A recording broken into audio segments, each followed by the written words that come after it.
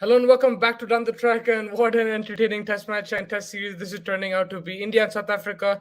It's been a brilliant series. Brilliant bowling, some poor batting, some good fielding, some bad fielding. But it's turned out to be a spectacular test series, very close. And although it looks like South Africa are actually in the driver's seat and will, are favorites to win this test match with 8 wickets in hand and just 112 runs. Is it 111 runs needed? But still this wicket is doing bits. It is not an easy wicket to bat on. I think it's even tougher than the last game. You can see when the bowlers are pitching it in the right areas, off a length on that outside that off stump, there's that extra bounce as well. We saw Rabada make the most of it. Thakur as well got assistance today, so did Bumrah and Shami. So it's not over yet for India either. I think they're still in with a shout, but South Africa have done really well. If you just look at the last session, the way they batted, Dean Elgar, Keegan Peterson, what a test match he's having, what a series he's having. Really good. They, stuck it out.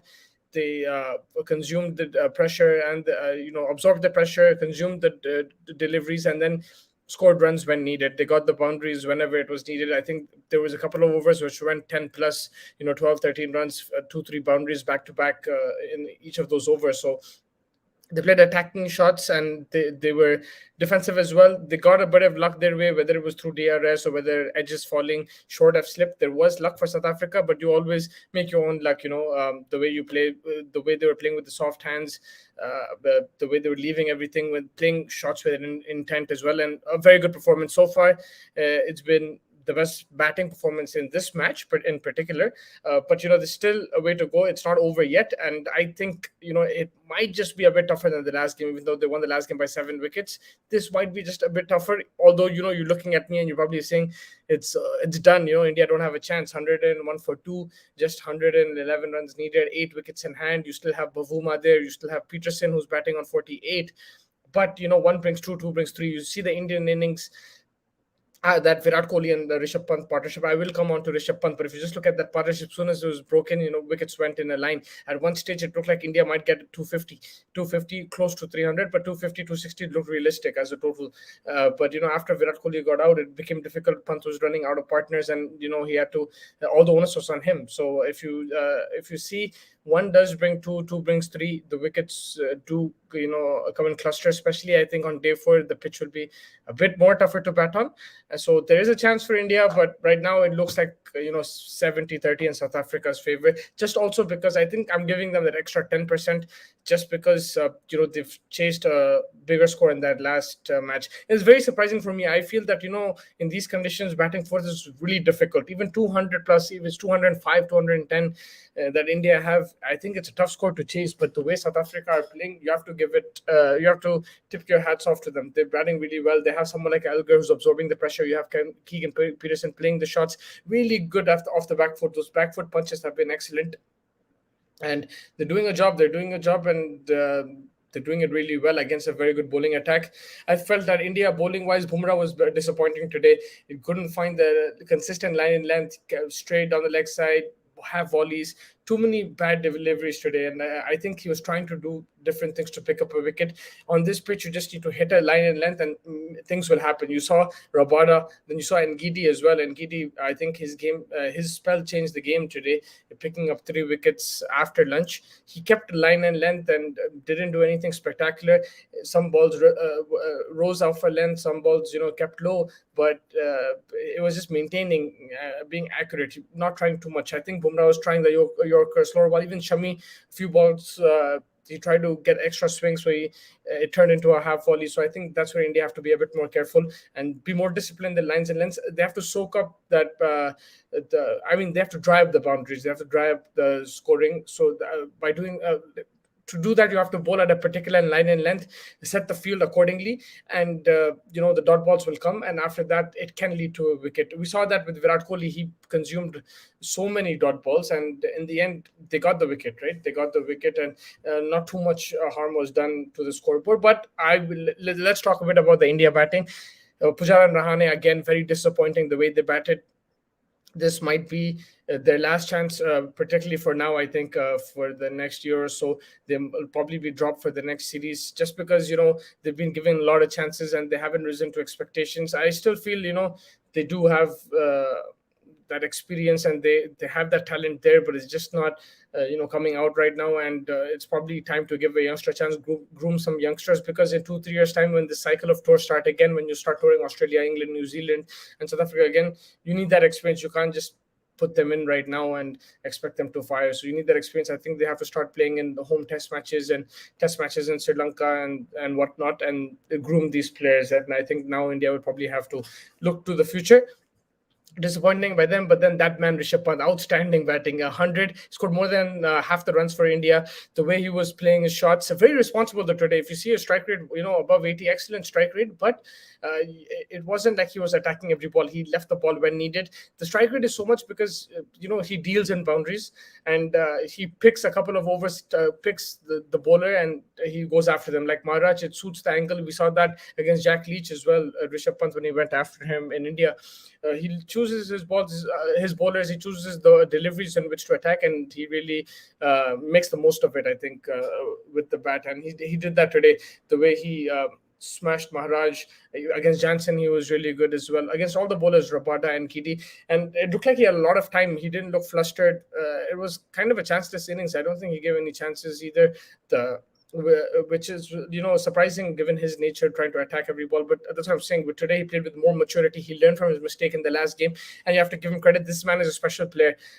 Whether it's the Gabba, whether it was against England earlier on into 2021, and whether it's now in crucial test matches, he scores the runs for India. He gets them out of difficult situations. Without his innings, this match would have been done on day 3 itself, and we would be celebrating South Africa's series win. But right now, India are still in with a shout.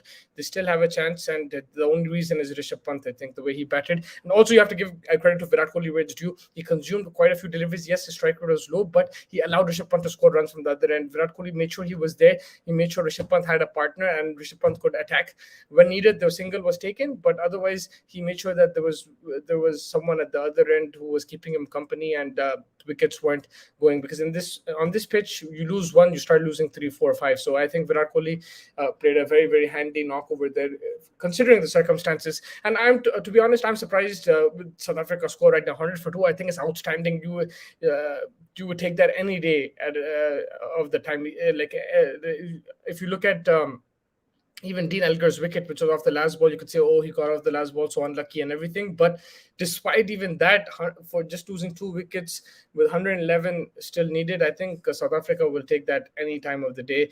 They would have accepted it. They would have probably even accepted, being 4 down for 120 or 110, at the end of day's play. But to be just 2 down, I think it's brilliant for them. I was pleasantly surprised, because if you look at their first innings as well, they couldn't cross India's target. So 220 to 30 is a challenging score here, and India have 210. I think it is a challenging score, but right now it looks like South Africa are cruising. But this pitch, like I said before, it's not as easy as the last pitch, and even though that was challenging as well, but I think here there are more chances for the bowlers. They just have to be patient, and they have to bowl the right line and length. You don't need to bowl too many different kind of deliveries, because then they turn to boundary scoring opportunities. Stick to that line length, good length, and make the batsman work outside that off stump. That's what you have to do, and there will be some more wickets tomorrow. India ideally need like 3-4 wickets early on in the first hour or so to get back into this game and put pressure on South Africa. If Keegan Peterson continues like this and he gets the support of Van der Dussen, Bavuma, game over. That's what South Africa will want to do. But if Bavuma, Van der Dussen, and Peterson are out early, then the pressure is on the keeper and the bowlers, and then India's in the game. So that's what it is. I think South Africa will want to delay that as much as possible, delay India taking any wickets. If they can do that, then South Africa will win this game. If India get a sniff, take 3-4 wickets early on, then the game is on, and it can go either way. Just because of the pitch, I'm keeping India still in this game. But yes, like I said, South Africa are still favorites. Let's see how it goes. It's going to be a cracker. There's a lot of drama today as well in terms of DRS, the Elgar decision, LBW. It looked plumb, to be honest with you, with the naked eye. It looked plumb. Even when you looked at the replay, it looked like it, below the knee roll, it looked like it was going to hit the stumps, but somehow technology showed missing. We saw that in 2011 in the World Cup when Saeed Ajmal got Tendulkar out, and DRS showed it was missing the stumps. Very similar to that. It looked plumb then. It looked plumb now. But sometimes technology does play tricks. But I think you have to accept it. You have to accept that mistakes mistakes can happen, or whatever it is, accept that and move on. I think India didn't do that. There was a lot of drama. You saw the stuff, Mike. It was very entertaining for me as a watcher of the game. It was very entertaining and everything, but you have to, you can't cross the line. And also I feel that you're getting distracted from your task. You find you didn't get him out, even though this is the main batsman, Dean Elgar, the captain. You will get another chance on this pitch, and by showing that much drama, you're also showing the opposition that you're so desperate for that wicket, right? I think yes, it was very dodgy, like the way it missed, but you have to accept these things. You have to move on. And on this pitch, it wasn't like it was a flat pitch and Dean Elgar was going to run away with it. There was going to be another chance which will be produced, and that's what exactly happened on the last ball of the day where he got out. So I don't think it shouldn't have been. It shouldn't have been an issue in that, for me. Like, it shouldn't have been that much of an issue from that perspective. I feel it's blown kind of out of proportion, and they will probably have to basically come out tomorrow, block all that, and really focus on the game rather than whatever is happening, the DRS and everything. So Kohli got upset. We saw Rahul, Ashwin got upset. Rightly so. You can get upset in these situations, but you don't want to give that opposition that feeling. And that's exactly what happened after the next 8 overs. They scored 40 runs, South Africa, and India were put under pressure. But that last wicket that Bumrah got of Elgar down the leg side, that will give India some hope, and hopefully they can calm down now, come back with a proper plan, and put pressure on South Africa. Having said that, yeah, it's going to be a great game. Looking forward to it. We'll get you, the analysis of that tomorrow, hopefully, and my co-host Abrar will also join us. And just to end off the Ashes, the 5th Test matches in a few hours as well in Hobart between Australia and England. It's another day-night Test match. It's the first one in Hobart. I think it's the first time they're playing Ashes Test match, and the first time they're playing a Test match since 2016. Australia favorites, England missing 2-3 players. Yes, they had a good game in Sydney, the way they survived over there. That'll give them some confidence. But Butler flew back home. Bairstow probably not going to play. Stokes, if he plays, is going to play as a batsman.